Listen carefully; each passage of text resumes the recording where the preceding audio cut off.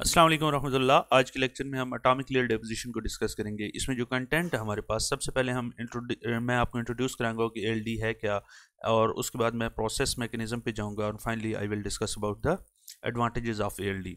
Okay, lecture को बाकायदा start करने से पहले मैं आपसे रिक्वेस्ट करूंगा कि अगर आपने अभी तक हमारे चैनल को सब्सक्राइब नहीं किया तो प्लीज़ सब्सक्राइब कर लें, ताकि आने वाली हर न्यू वीडियो का नोटिफिकेशन आपको मिलता रहे।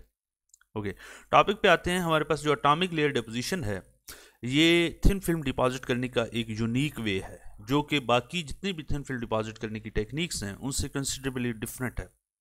डिफरेंट इस तरह है कि इसमें सेल्फ लिमिटिंग ग्रोथ नेचर होती है। मिसाल के तौर पे बाकी जितनी डिपॉजिटिंग टेक्निक है थिन फिल्म की, ये अगर हमारे पास सबस्ट्रेट है तो इसके ऊपर अगर हमने थिन फिल्म डिपॉजिट करनी है तो हम इसकी थिन फिल्म की थिकनेस उस तरह कंट्रोल नहीं कर सकते थे जैसे यहाँ पर हम कर सकते हैं। यानी यहाँ पर जब एक लेयर डिपॉजिट हो जाएगी थिन फिल्म की, उसके बाद प्रोसेस स्टॉप हो जाएगा। एक साइकिल जब कंप्लीट होगा तो दूसरे साइकिल की तरफ हमने खुद इस प्रोसेस को लेके जाना होता है। आने वाली स्लाइड्स में हम जब प्रोसेस डिस्कस करेंगे तो आपको पता चलेगा कि ये होता कैसे है।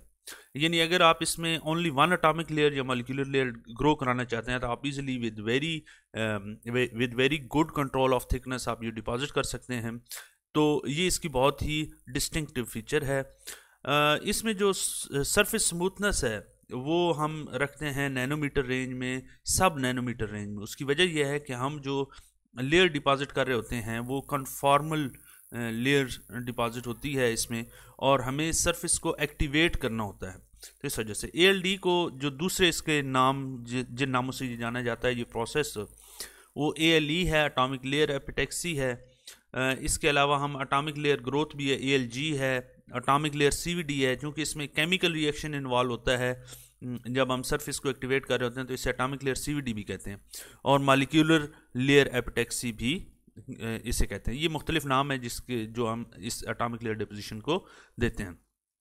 नेक्स्ट चलते हैं और हम देखते हैं कि ये प्रोसेस होता कैसे। इस प्रोसेस में सबसे पहले जब इस प्रोसेस को डेवलप किया गया तो हमने इस जिंक सल्फाइड की सरफेस सबस्ट्रेट जो है ना, उसके ऊपर जिंक सल्फाइड की फिल्म ग्रो कराई थी। तो उसमें जो हमारे पास प्रिकर्सर था वो सिंपली जिंक एंड सल्फाइड था, और उन दोनों को हमने इकट्ठा केमिकली रिएक्शन कराया। That's why this process is also known as atomic layer CVD या atomic layer chemical vapour deposition. तो सबसे पहले तो ये हुआ, लेकिन अब जो है इसकी बहुत ज़्यादा वैरायटी मौजूद है, बहुत ज़्यादा मटेरियल ऐसे मौजूद हैं जो हम इस प्रोसेस के थ्रू डिपॉजिट कर सकते हैं।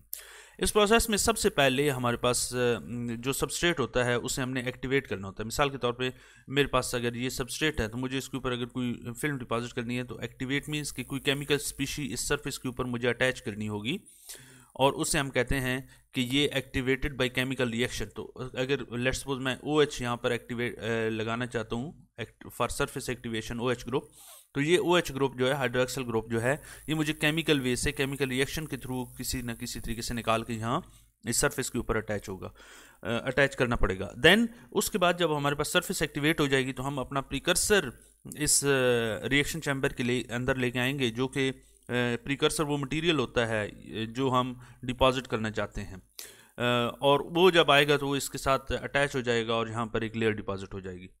जब आप अगर दूसरी लेयर डिपॉजिट करना चाहते हैं, मोर देन वन लेयर, तो देन आपको चूँकि जो प्रिकर्सर के आप मॉलिक्यूल्स हैं वो आपस में रिएक्ट नहीं करेंगे, यानी दूसरी लेयर उसी के ऊपर आके डिपॉजिट नहीं होगी, बल्कि हमें दोबारा उस सरफेस को एक्टिवेट करना पड़ेगा। प्रिकर्सर जो फर्स्ट लेयर है उसे एक्टिवेट करना पड़ेगा। ये होता कैसे है ये अगली स्लाइड में यहाँ पर हमें बहुत वाज़ेह तौर पे समझ आएगा।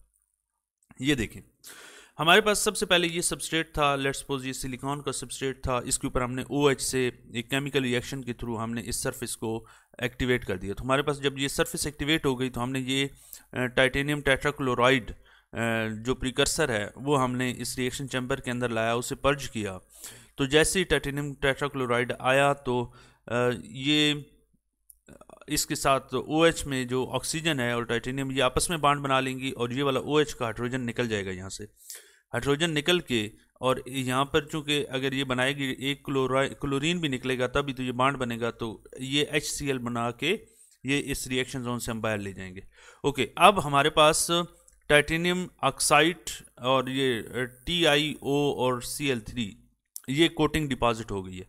ये अब हम चाहते हैं कि हम टाइटेनियम डाइऑक्साइड की कोटिंग डिपॉजिट करें, तो उसके लिए हम क्या करेंगे, हम फर्दर इसमें पानी ऐड करेंगे। एडिशन ऑफ वाटर जब हम करेंगे तो एक HCl और निकल जाएगा, और जैसे ही एक HCl एक और निकलने का मतलब है कि एक HCl यहाँ से निकलेगा, एक HCl ये देगा और एक HCl ये देगा, एक टाइटेनियम, तो यहाँ OH ग्रुप आ जाएंगे।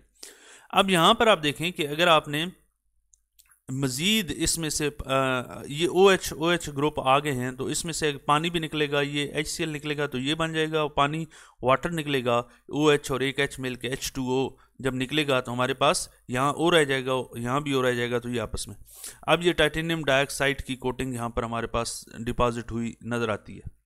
अब ये एक लेयर बन गई। अगर हम चाहते हैं कि हम दूसरी लेयर डिपॉजिट करें तो ये देखें, इसके ऊपर OH ग्रुप जो कि सरफेस एक्टिवेटेड ग्रुप हैं, ये ऑलरेडी इनहेरेंटली इस प्रोसेस रिएक्शन केमिस्ट्री के अंदर मौजूद हैं, तो ये सारे यहाँ पे आ गए हैं। अब अगर हम चाहते हैं कि हम इन्हें इसके ऊपर दूसरी लेयर डिपॉजिट करें तो हमें इसकी सरफेस को एक्टिवेट करने की ज़रूरत नहीं है, ये ऑलरेडी मौजूद है, हमें दोबारा इस प्रोसेस को यहाँ ले आते हैं। आप यहाँ पर देखें, शुरू में हमारे सबस्ट्रेट के ऊपर OH ग्रुप था, यहाँ पर हमारी इस फिल्म के ऊपर OH ग्रुप ऑलरेडी मौजूद है, हमें दोबारा टाइटेनियम टेट्राक्लोराइड इसके ऊपर इस रिएक्शन जोन के अंदर लानी होगी, फिर वही मैकेनिज्म होगा, दूसरी लेयर डिपॉजिट होगी, तीसरी के लिए हम दोबारा वापस लेंगे। इसका मतलब ये है कि हम नंबर ऑफ साइकिल को कंट्रोल करके नंबर ऑफ थिन फिल्म को जो है वो कंट्रोल कर सकते हैं, कितनी थिन फिल्म हम डिपॉजिट करना चाहते हैं। तो ये बहुत ही इस हवाले से जो कंट्रोल है डेपोजिशन, थिन फिल्म डेपोजिशन का, वो बहुत अच्छा है इस प्रोसेस के अंदर। ओके, यही वो पूरा प्रोसेस मैकेनिज्म था। नेक्स्ट चलते हैं कि हम देखते हैं कौन कौन से मटीरियल्स हम इससे डिपॉजिट कर सकते हैं। ये ग्रुप 2 से लेकर 6 तक जितने कंपाउंड्स हैं, उन एलिमेंट के जितने कंपाउंड हैं ये मेंशन हैं यहाँ पे, उन्हें हम डिपॉजिट कर सकते हैं। जिंक सल्फाइड बहुत अहम, जो सबसे पहला हमारे पास कंपाउंड हमने डिपॉजिट किया है वो जिंक सल्फाइड ही था इस प्रोसेस के थ्रू। इसके अलावा नाइट्राइड्स हमारे पास हो सकते हैं, ऑक्साइड्स हमारे पास हो सकते हैं। देखिए ये कितने ज़्यादा सिरेमिक्स हैं, ये जितने ऑक्साइड्स हैं इन्हें अगर आप मेल्ट करके डिपॉजिट करना चाहेंगे तो of course that was really difficult. आप अगर इसे केमिकल रिएक्शन के थ्रू कराएंगे तो आप लो टेम्परेचर पे केमिकल रिएक्शन करा के इन सारे ऑक्साइड्स को, इन सिरामिक्स मटेरियल्स को आप डिपॉजिट करा सकते हैं। एल्यूमिनियम की कोटिंग है, टाइटेनियम डाइऑक्साइड की कोटिंग है, जिरकोनियम ऑक्साइड, तो ये इनके मेल्टिंग पॉइंट बहुत ज़्यादा हैं। You want to deposit by any other way, any other method कि आप इसे मेल्ट करके डिपॉजिट करना चाहें तो that was really difficult.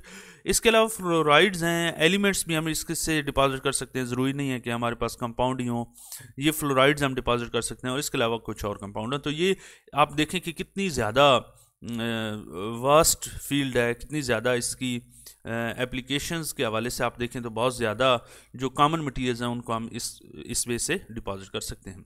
Next चलते हैं, इसके दो मेजर बेनिफिट्स हैं इस प्रोसेस को अडॉप्ट करने के। एक तो ये है कि आप फिल्म थिकनेस को बहुत अच्छा कंट्रोल कर सकते हैं, precise control of film thickness. आप देखें ना, आप एटम बाई एटम डेपोजिशन करते हैं और आप एक लेयर, एक एटॉमिक लेयर या एक मॉलिक्यूलर लेयर के बाद अपने प्रोसेस को स्टॉप कर सकते हैं। ये जो फ्लेक्सिबिलिटी है ये इसी प्रोसेस के अंदर है, बाकी आपको बहुत मुश्किल से मिलेगी। दूसरा ये है कि कन्फॉर्मल कोटिंग आपको यहाँ पर मिलेंगी। आप जो थिन फिल्म डिपॉजिट करेंगे that was really conformal to the substrate. ये इसके दो मेजर बेनिफिट्स हैं। अगर आपने, और इलेक्ट्रिकल जितनी भी एप्लीकेशंस हैं वहाँ पर कन्फॉर्मल कवरेज या कन्फॉर्मल कोटिंग बहुत रिक्वायर होती है, तो उसके लिए ये बहुत ही ज़बरदस्त टेक्निक है। ये था ऑल अबाउट ALD टेक्निक। अगले लेक्चर में हम डिस्कस करेंगे जो एक और न्यू टेक्निक है थिन फिल्म डिपॉजिट करने के लिए, उसे डिस्कस करेंगे। मिलते हैं अगले लेक्चर में। अल्लाह हाफिज़।